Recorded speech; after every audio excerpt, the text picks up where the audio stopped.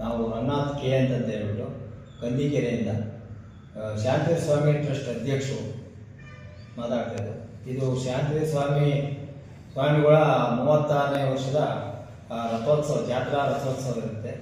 ಮತ್ತು ಇದು ಭಾಳ 36 ವರ್ಷಗಳಿಂದಲೂ ಕೂಡ ವಿಜೃಂಭಣೆಯಾಗಿ ನಡ್ಕೊಂಬಂದಿರುತ್ತೆ.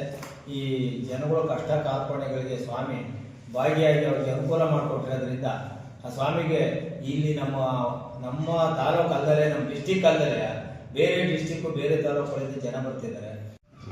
ನಮಸ್ಕಾರ. ಮೊದಲನೇದಾಗಿ ಧ್ವನಿ ನ್ಯೂಸ್ಗೆ ಪೂರ್ವಕವಾದಂಥ ಧನ್ಯವಾದಗಳನ್ನು ಅರ್ಪಿಸ್ತೇವೆ. ನನ್ನ ಹೆಸರು KG ರಾಜಶೇಖರ್ ಅಂತ.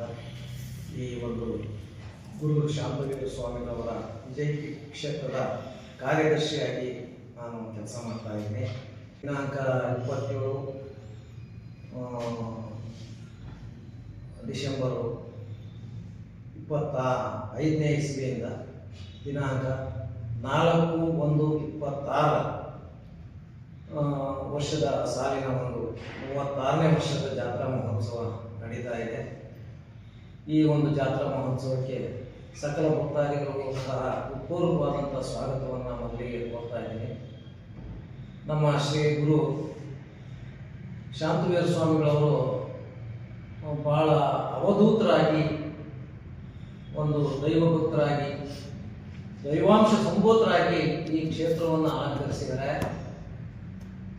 ಈ ನಮ್ಮ ಗುರು ಶಾಂತವೀರ ಸ್ವಾಮಿಗಳು ನಮ್ಮ ತುಮಕೂರು ಜಿಲ್ಲೆಯವರೇ ಅಂತ ಹೇಳಿಕೆ ನಮಗೆ ಭಾಳ ಹೆಮ್ಮೆ ಆಗ್ತದೆ. ತುಮಕೂರು ಜಿಲ್ಲೆಯವರಾಗಿ ಬೇರೆ ಬೇರೆ ಜಿಲ್ಲಾ ಒಂದು ಕೇಂದ್ರಗಳಲ್ಲಿ, ಪುಣ್ಯಕ್ಷೇತ್ರಗಳಲ್ಲಿ ನಾಯಕನಹಟ್ಟಿ ಇರ್ಬೋದು, ಕಣ್ಣುಕುಪ್ಪೆ ಗವಿಮಠ ಇರ್ಬೋದು, ಮುಷ್ಟೂರು ಮಠ ಇರ್ಬೋದು, ಇಂತಹ ಪವಿತ್ರವಾದ ಸ್ಥಳಗಳಲ್ಲಿ ಧ್ಯಾನವಂತರಾಗಿ ತಪಸ್ಸನ್ನು ಮಾಡಿ ಅವರು ದೈವತ್ವವನ್ನು ಗೆದ್ದು ನಮ್ಮ ಈ ಒಂದು ಧಾರ್ಮಿಕ ಸಂಸ್ಕೃತಿಯನ್ನು ತಿದ್ದಿ ಬೆಳೆಸೋದ್ರಲ್ಲಿ ಬಹಳ ಮುಖ್ಯ ಪಾತ್ರ ಇದೆ. ಅದರಂತೆ ಅವರ ಪವಾಡವೂ ಸಹ ಬಹಳ ಹೆಚ್ಚಾಗಿದೆ.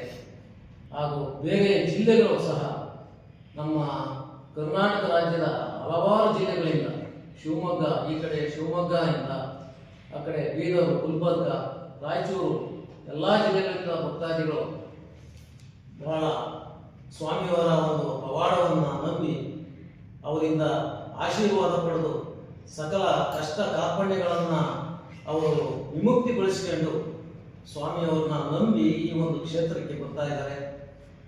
ನಾವು ಬೇರೆ ಭಕ್ತಾದಿಗಳಿಂದ ಅವರ ಪವಾಡಗಳನ್ನು ಬಹಳಷ್ಟು ಬಂದು ನಮ್ಗೆ ಹೇಳ್ತಾರೆ.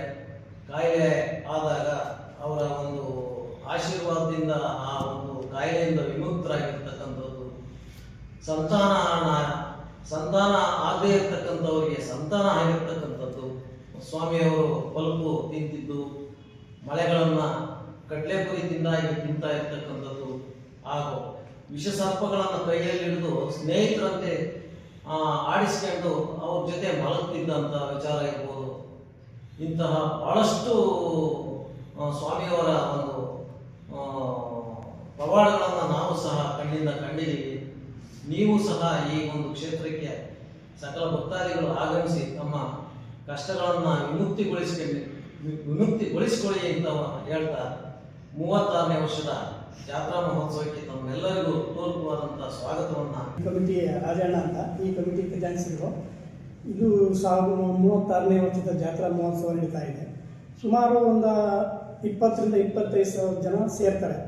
ಈ ಜನಗಳೆಲ್ಲ ಬರೋದು ನಮ್ಮೂರಿಗಿಂತಲೂ ಅತಿಯಾಗಿ ಬರ್ತಾರೆ. ಹೊರದೇಶದ ಜನ ಜಾಸ್ತಿ, ಹೊರಗಡೆ ದಾವಣಗೆರೆ, ಮೈಸೂರು, ಜಗಳೂರು ಆ ಕಡೆಲ್ಲ ಜಾಸ್ತಿ ಬರ್ತಾರೆ.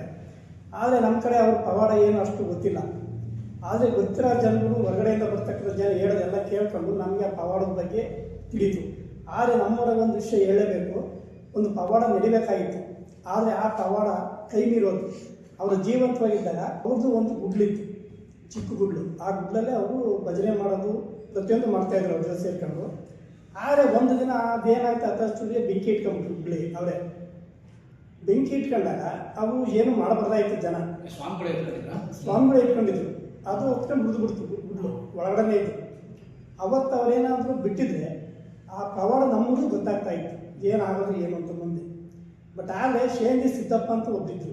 ಆತ ಏನು ಮಾಡ್ದ ಅವ್ರನ್ನ ಹೋಗಿ ತಗ್ಕೊಂಬಿಟ್ಟು ಈಚೆ ಕೆಳ್ಕೊಂಬಂದ್ಬಿಟ್ಟ. ಆವಾಗ ಕರ್ಕೊಂಬಂದಾಗ ಅದು ಆತ ಅವರು ಪವಾಡ ತೋರ್ಸೋಕ್ಕೆ ಏನೋ ಮಾಡಿದ್ರು ಏನೋ ಅನ್ಸುತ್ತೆ. ಬಟ್ ಅವ್ರನ್ನ ಎಳ್ಕೊಂಬ